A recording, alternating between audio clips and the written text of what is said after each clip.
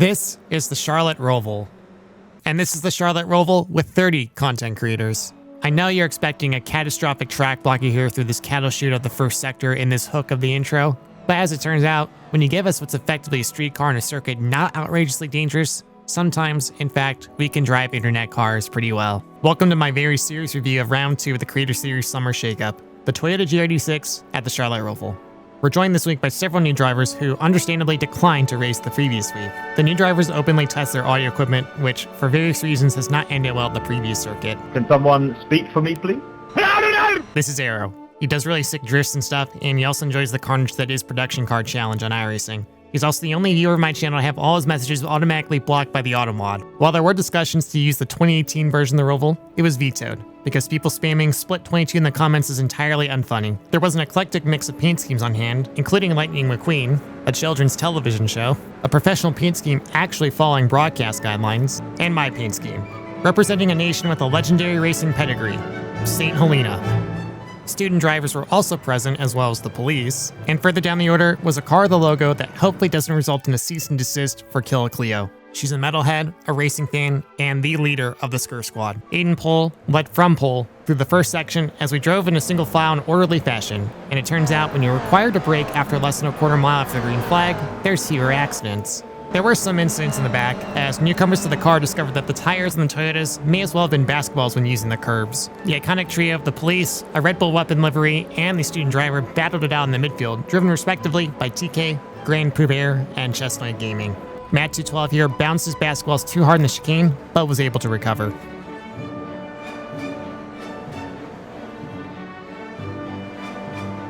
Blatantly ignoring the desperate plea in the rear bumper ahead, Grand Prouvaire drove too deep and turned Chestnut Gaming at the final chicane. With a message like this, it turns out I wasn't the only one concerned about being smashed from behind. After all, last week I was arca-braked by a Filet-O-Fish car. Because I'm tryharding for championship points, I too decided I need to send a message to my competitors. Please brake. To counteract this sweatiness, I also placed a bumper sticker to let everyone know I am your friend.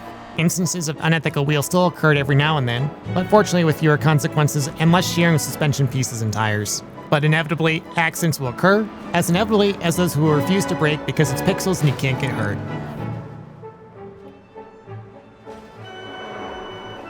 Safety car in 5, 4, 3, 2, 1. Slow down for safety car. This message was apparently not received in the heat of the battle, as some drivers continued to race. Guys, we're under safety car. Stop battling. Stop battling. With the return of manual safety cars and my very convenient position right in front of pit road, I pit for fuel to finish without stopping the rest of the race. Most of the field pit while Punju stayed out to lead multiple laps, as those who pitted made desperate moves to make up track position.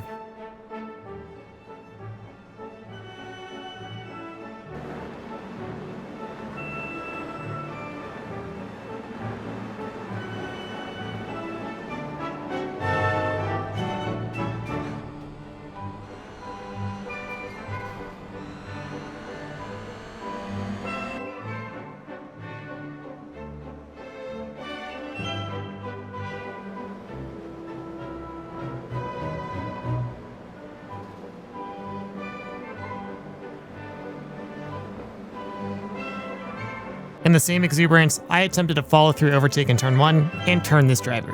We apologized to each other after the race, but nevertheless, I was still the one who made the contact. This probably wasn't the way you wanted to be introduced, but please welcome Scotty Designs to the Creator Series, a Twitch and YouTube content creator. In the mid-pack, a massive freight train of Toyotas started to form, and Arrow's PCC senses started to tingle. To anybody 13th back, there's about to be a horrible crash.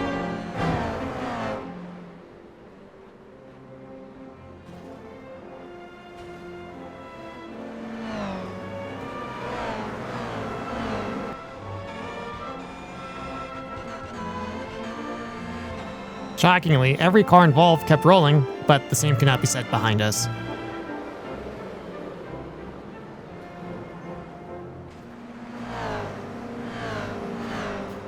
Safety car in 5, 4, 3, 2, 1. Somehow what happened on the actual circuit was not the most dangerous thing to occur this race. Super Noodle Bagel here was disqualified for reckless driving by the sim after this lapse of judgment. His disqualification was cleared upon request, and then he decided to blatantly ignore both chicanes while getting a wave around. Super Noodle Bagel was fortunate that the ghost of Jean-Marie Belust wasn't running race control, or he would have done the time for his heinous crimes. The race restarted, and without any particular restart rules, my overtake I performed here was very legal and very cool. The car contacts, not so much, but I think if we were racing with touring car style rules anyway. My contact with Matt 12 here was inches away from likely causing a track blocker. In my defense, this was 100% netcode. For the race lead at the front of the field, Punju, Kamikaze, and Matt 212 had an all-out war.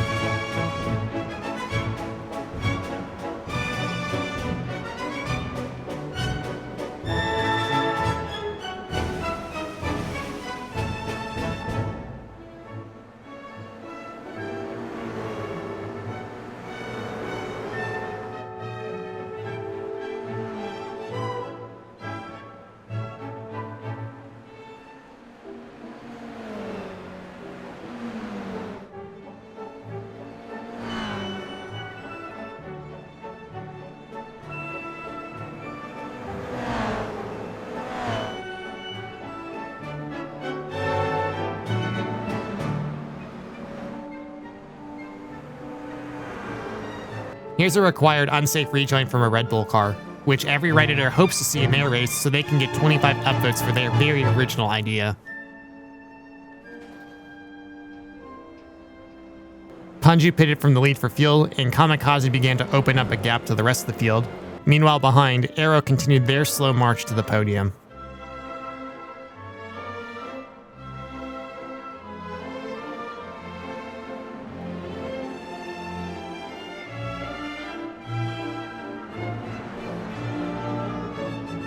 If the previous battle for the lead was akin to Gilles Villeneuve versus René Arnoux, then this battle was more Brad Keselowski versus Marcus Ambrose. Aero and Alex Gillen had an absolute slobber knocker for P2.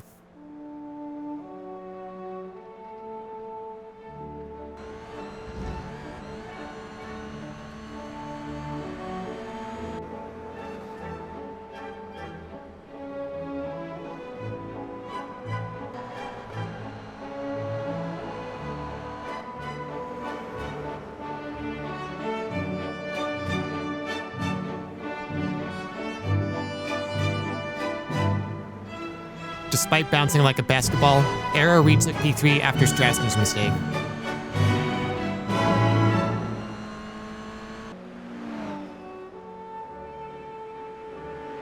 In my own battle for P8 with a damaged car and fresh tires behind me, there's very little I could do.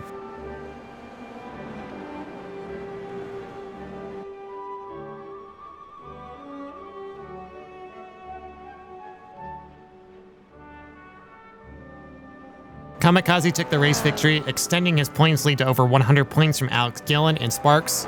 Alex finished in P2, followed by Aero, who rounded out the podium. The next race is a 3-hour non-points event, which there is no way in hell I will attempt to review on this channel. The Very Serious Review series will return in 2 weeks' time with the Volkswagen Rallycross car at Crandon International Raceway.